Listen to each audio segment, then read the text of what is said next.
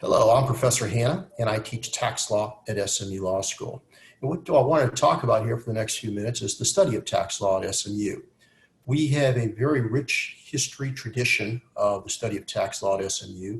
A number of our graduates over the years, we have very high placed graduates in the area of tax law, managing partners of law firms who are heads of tax departments at law firms in corporate America, working in tax departments, head of tax departments there in corporate America, and currently in a number of very high-ranking government positions.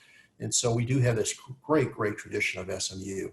One of the things that made SMU known for tax law, and which it is that we have a graduate tax program, a lot of times referred to as the LLM program, LLM meaning Master of Laws, the LLM program in taxation. And our tax program goes back to 1950. As far as we know, we believe it's the second oldest tax program in the country. NYU started their program in 1945, and we started our program 5 years after that in 1950. What I want to talk a little bit about is the curriculum that we have at SMU. Very rich curriculum in tax courses, and maybe some of the courses you might want to consider taking as you earn your JD degree. I feel very strongly that the income tax course should be taken during your second year. It is a kind of a fundamental tax course. It's a building block type of tax course, and you really should take that course in your second year of study there.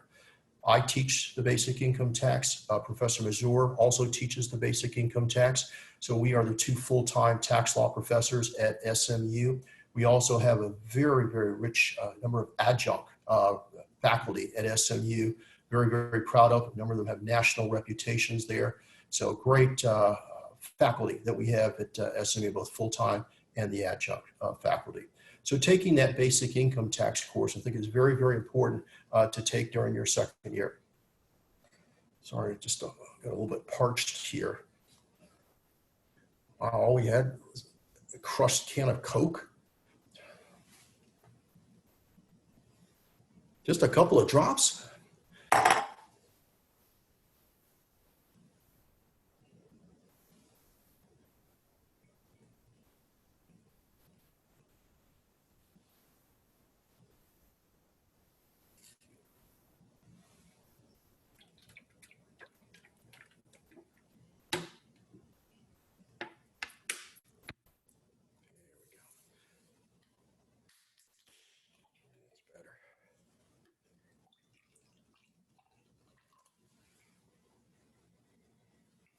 That's better. Okay, let me pick back up. All right, so as I was saying, take that income tax course during your second year. Now, after that, we have a great number of tax courses at the law school. If you think you might want to go into transactional type of practice there, where they're working corporate, doing corporate deals, doing real estate transactions there, I strongly urge that you take two more tax courses. And those two are corporate tax and partnership tax. I think these are, again, very fundamental types of courses, particularly for those interested in a transactional type of practice after you graduate. A lot of professors in the past have recommended you take corporate tax first, followed by partnership tax. My opinion is, and that's changed in more recent times there, you could probably go in either order, right? So if you want to take partnership tax first, that's fine. You want to take corporate tax first, that's fine. We've had a number of students over the years who've taken both corporate tax and partnership in the same semester. They do absolutely fine in it, and they find that actually one class actually helps with the other class there. And so those would be two additional kind of tax courses after your basic income tax course. Just take those whether your second year or into your third year. If you think you might want to do a litigation type practice or a controversy type practice there, I don't think the corporate tax and partnership taxes is necessary for you. I think you still need to take that basic income tax class. Even if you think you're not going to practice tax law, you're not even going to do transaction work, you want to be a litigator there, I still think the basic income tax is still, it's a core, it's a fundamental course. It really needs to be taken there, but not so much for the corporate and the partnership tax course. Now, one of the questions that comes up a lot is in terms of getting an LLM in taxation. I mentioned at the beginning of this presentation here that SMU had the second oldest tax program in the country. What do I think about these LLM programs?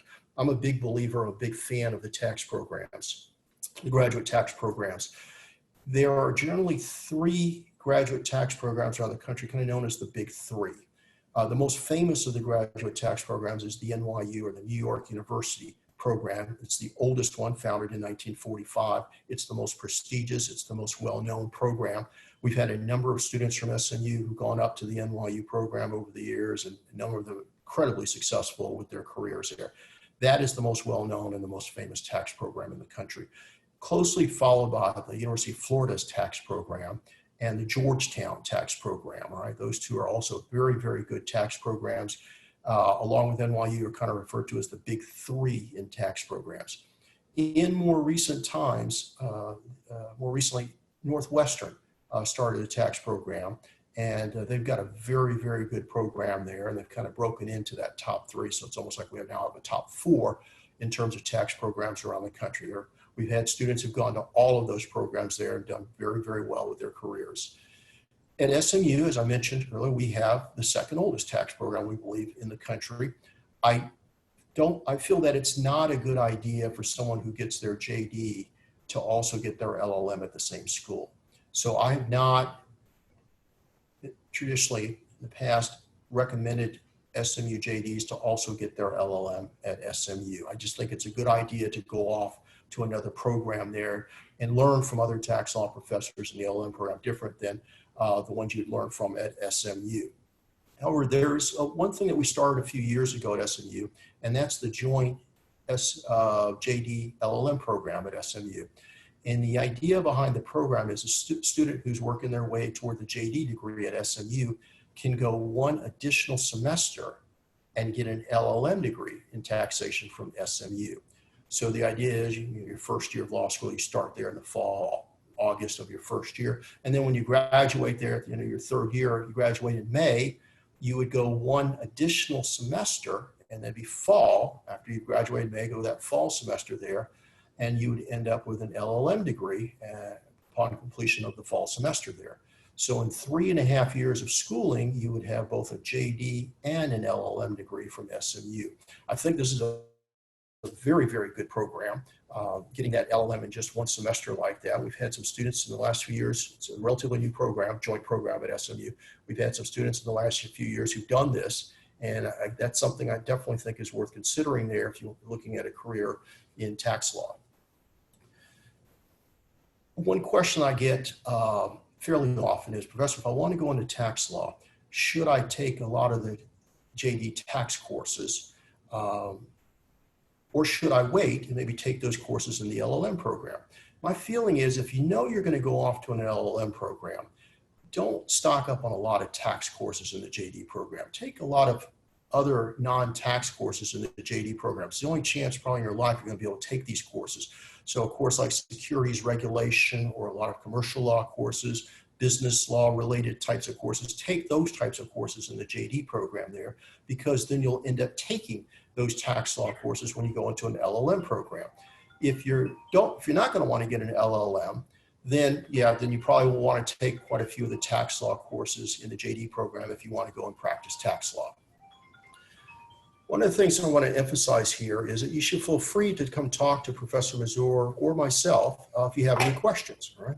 We're always happy to talk with students, course selection, careers in tax law. And so that's something that I feel very strongly about in terms of working with students and counseling students in this area. Always looking to counsel students, particularly those who are interested in tax law. So you should absolutely feel free to talk to Professor Mazur or myself, any interest that you have in tax law, again, the curriculum, career options, and things like that. All right? Thank you so much.